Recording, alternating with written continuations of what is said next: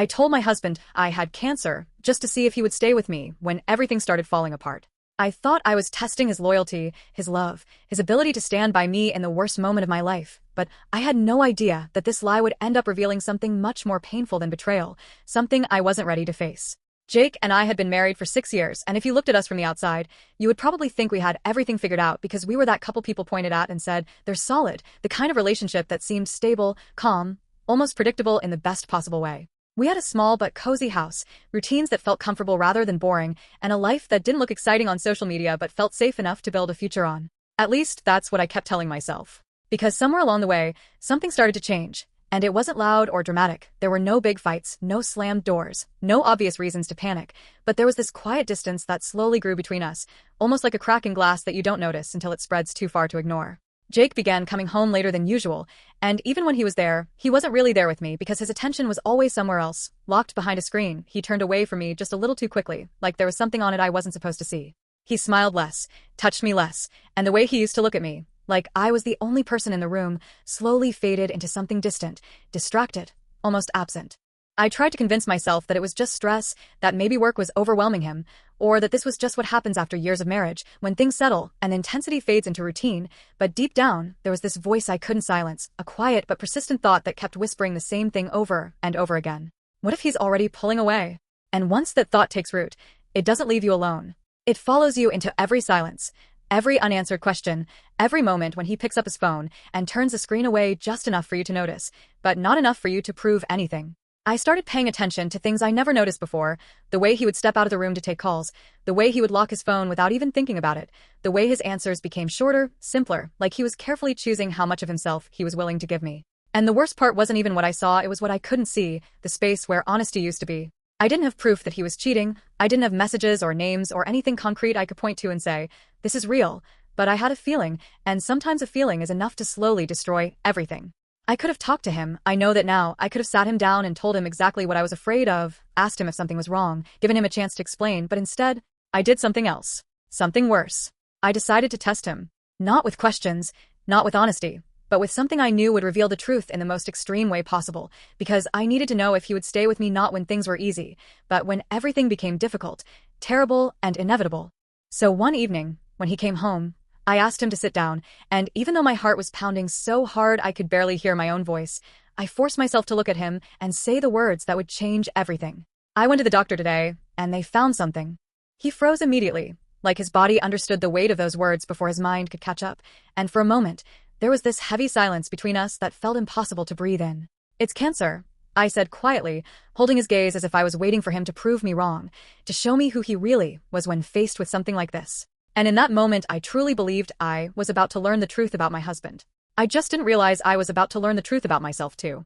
For a long moment after I said the words, Jake didn't react at all, and the silence that settled between us felt so dense and heavy that it seemed to press against my chest, making it harder to breathe with every passing second, as if everything around us had stopped and was waiting for him to decide what this moment meant. Then, almost abruptly, he stepped closer and pulled me into his arms with a force that caught me off guard, holding me tightly as though he was afraid that letting go, even for a second, might somehow make this real in a way he couldn't undo, and I could feel the tension in his body, the uneven rhythm of his breathing, the way his hand pressed against my back as if he was trying to ground both of us at once. We'll get through this, he said quietly, and even though his voice was low, there was a steadiness in it that didn't sound like comfort for the sake of saying something, but rather like a decision he had already made somewhere deep inside himself, long before either of us fully understood what we were facing. Over the next few days, he became the version of himself I thought I had already lost, the one who was present, attentive, and almost painfully aware of me in every small moment, as if nothing else in his life carried the same weight anymore, and for the first time in weeks, maybe even months, I felt like I wasn't alone in the same room with him. He started coming home earlier than usual, sometimes so early that it felt unfamiliar, and instead of retreating into his habits, into his phone or the quiet distance that had grown between us, he stayed close, asking me questions, sitting beside me even when there was nothing to say, filling the silence with a kind of presence that felt intentional, almost careful.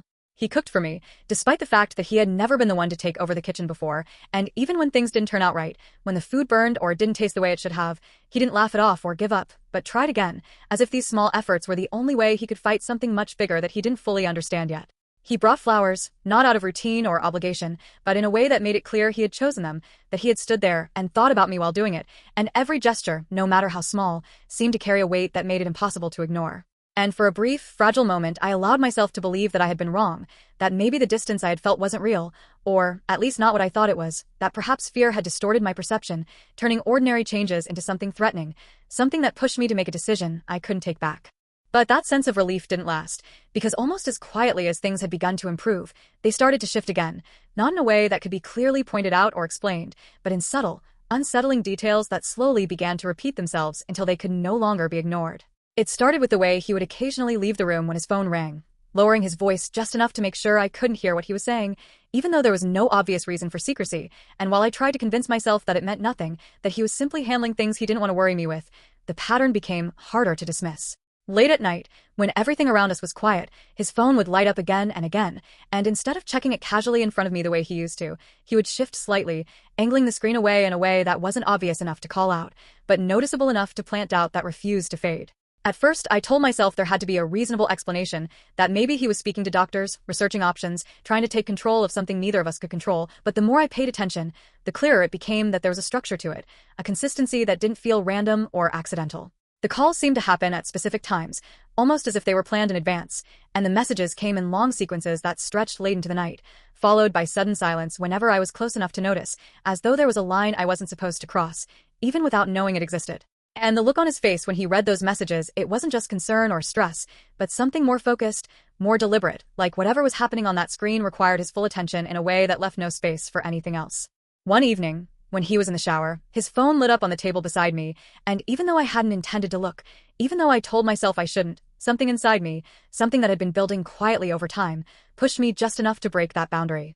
The message was short, almost painfully simple, and there was no name attached to it, just a number I didn't recognize, which somehow made it feel even more personal, more deliberate in its anonymity. Everything is almost ready. She doesn't suspect anything. I felt something inside me drop, so suddenly that it left me disoriented, as if the ground beneath everything I thought I understood had shifted in an instant, and I found myself staring at the screen, reading the words again and again, hoping they would change, that I had misunderstood something, that there was another meaning I hadn't considered. But the words stayed exactly the same. She doesn't suspect anything. And as they repeated in my mind, louder each time, they began to connect with everything I had been trying to ignore, every small inconsistency, every moment that didn't quite make sense, until the picture that formed felt impossible to dismiss. The late nights, the calls, the distance that had never fully disappeared, even when he seemed closer than ever, the sudden kindness that now felt less like love and more like something carefully constructed. And in that moment, sitting there with his phone in my hands and my own lie hanging over everything like something I could no longer separate myself from, I realized that what I had thought was a test might already have an answer, one I wasn't ready to face, but couldn't ignore anymore. Because I thought I was the one looking for the truth. But what if the truth had been unfolding right in front of me all along? After that message, it became impossible to go back to the way things were, because once you see something like that, once those words settle somewhere deep inside your mind, they start changing the way you look at everything, turning even the smallest, most insignificant details into pieces of a puzzle you can't stop trying to solve. I told myself I needed proof, something real, something undeniable that would either confirm what I was already starting to believe or prove me completely wrong, but the truth was, I wasn't sure which outcome I was more afraid of, because either way, something was about to break. Over the next few days, I stopped pretending not to notice, and instead, I began paying attention in a way I never had before, quietly observing the patterns in his behavior, the timing of his calls, the way he checked his phone when he thought I wasn't looking, all while acting like nothing had changed, like I hadn't already crossed a line I couldn't uncross. And the more I watched, the clearer it became that whatever was happening wasn't random, because there was a rhythm to it, a structure that felt planned, intentional, like he was moving towards something that was getting closer with each passing day. One afternoon, I noticed him getting ready to leave earlier than usual, moving with a kind of quiet urgency that didn't match anything he had told me about his plans, and when I casually asked where he was going, he hesitated just for a fraction of a second before giving me an answer that sounded too simple, too prepared, like it had been chosen in advance. "Just some work stuff," he said, avoiding my eyes for a moment longer than necessary, and that was enough. Because it wasn't what he said that made something inside me tighten, it was how he said it, the slight delay, the careful tone, the subtle shift in his body that made it clear he was aware of being watched, even if he didn't know why. So I made a decision I never thought I would make. I waited a few minutes after he left, just enough time to make sure he wouldn't notice me right away, and then I grabbed my keys and followed him, my hands trembling slightly as I tried to steady my breathing, telling myself that I needed to know the truth, no matter what it turned out to be. He drove across town, far enough that it no longer felt like anything related to work or routine, and the further we went, the more my thoughts began to spiral, filling the silence with possibilities I couldn't control, each one worse than the last. When he finally stopped, It wasn't in front of an office or anywhere that made sense in the context of everything he had told me, but near a quiet residential building, the kind of place you would notice unless you were specifically looking for it, which somehow made it feel even more deliberate. I parked at a distance, far enough to avoid being seen, but close enough that I could watch as he stepped out of the car and walked toward the entrance without hesitation, like he had done it before, like this wasn't new. And that thought alone was enough to make my chest tighten. I sat there for a moment, gripping the steering wheel as if letting go would somehow make this real in a way I couldn't take back, trying to convince myself to leave, to turn around, to stop before I saw something I wouldn't be able to forget. But I didn't, because not knowing felt worse. So after a few minutes, I got out of the car and followed him inside, my steps slower now, more careful, as if I could somehow control the outcome by delaying the moment I would have to face it. The hallway was quiet, almost too quiet, and every sound I made felt amplified, my heartbeat loud enough that I was sure anyone nearby could hear it, and when I reached the door he had disappeared behind, I hesitated, my hand hovering just inches away as 1,000 thoughts rushed through my mind all at once. Then I knocked. For a second, nothing happened, and that brief pause stretched just long enough to make me question everything, to wonder if I had made a mistake, if I had misunderstood, if there was still a chance this wasn't what I thought it was. But then the door opened, and the moment I saw her, something inside me broke exactly the way I had feared it would. She was standing there, younger than me, her expression shifting from confusion to something more cautious as her eyes moved over my face, trying to understand who I was and why I was there, and for a second, neither of us said anything, because we didn't need to. I already knew. And then I saw him behind her. Jake stepped into view, his expression changing the second he realized what was happening, the calm, controlled version of him disappearing in an instant, replaced by something raw and unprepared, like this was the one situation he hadn't planned for. The silence that followed was unbearable, thick with everything that didn't need to be said, and I could feel the weight of it pressing down on me as all the pieces I had been trying to put together finally locked into place in the worst possible way. This was it. This was the truth.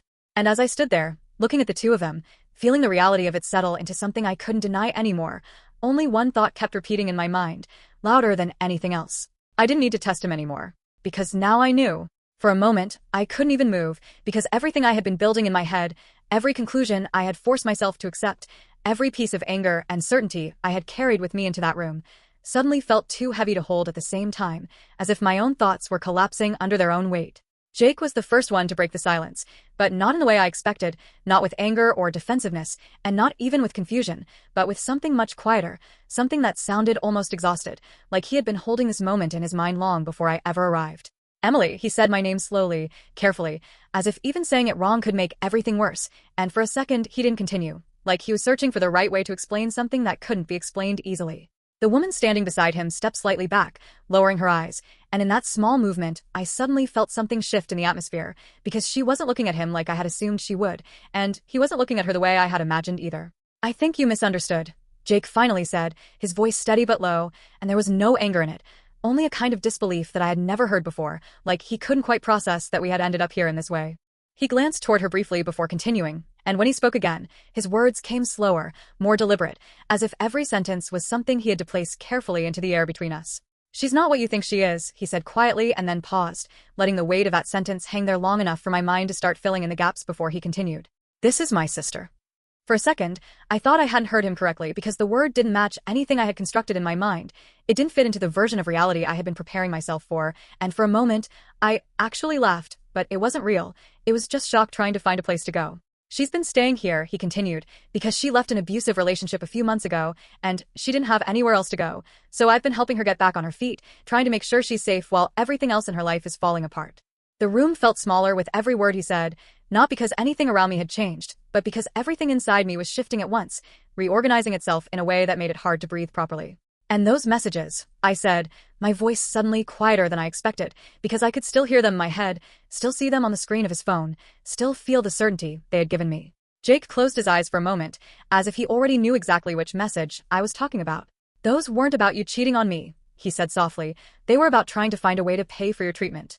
And in that instant, something in my chest tightened so sharply it felt almost physical, because I realized I had never actually asked the one question that mattered. I had only assumed the answer. He turned slightly, picking up a small folder from the table, and when he handed it to me, I could see documents inside, medical contacts, payment plans, notes from consultations, all things I hadn't known existed, because I had been too busy building a story that made sense to me instead of asking for the truth. "I was trying to sell my car," he said quietly. "I was applying for loans. I even spoke to specialists abroad because I thought I was going to lose you, and I didn't know how else to keep you here." The words didn't come all at once. They settled slowly, one by one, and each of them made everything I had believed feel less real, until I couldn't tell anymore where my certainty ended and my mistake began. And then, finally, he looked at me directly, not with anger, not with revenge, but with something far worse. Disappointment. It was not loud, not dramatic, just quiet and complete. "You didn't need to test me," he said, almost barely audible, "because I was already trying to save you." And in that moment, standing there between truth and everything I had destroyed trying to find it, I realized that the worst thing I had ever done wasn't doubting him. It was never trusting him in the first place. I didn't know what to say, because every apology that came to my mind felt too small for what had already happened, too late for the damage that couldn't be undone, and too weak for the weight of everything I had just heard. Jake didn't ask me to explain myself, and he didn't raise his voice. He simply stood there for a moment longer, as if he was trying to decide whether there was still anything left to say between us, and then slowly picked up his keys from the table. "I think you should go home," he said quietly, not as a punishment, but as something final, something already decided long before I walked into that room. I wanted to stop him, to say something that would fix even a fraction of what I had broken, but the words wouldn't come, because for the first time since this began, I had nothing left to assume, nothing left to test, and nothing left to hide behind. He walked past me without another look, and when the door closed behind him, there was no dramatic sound, no echo, just a simple click that felt heavier than anything I had heard that day. And I stood there, in the middle of everything I had created, finally understanding that the truth doesn't always destroy you because of what it is. Sometimes it destroys you because of how long you refuse to see it.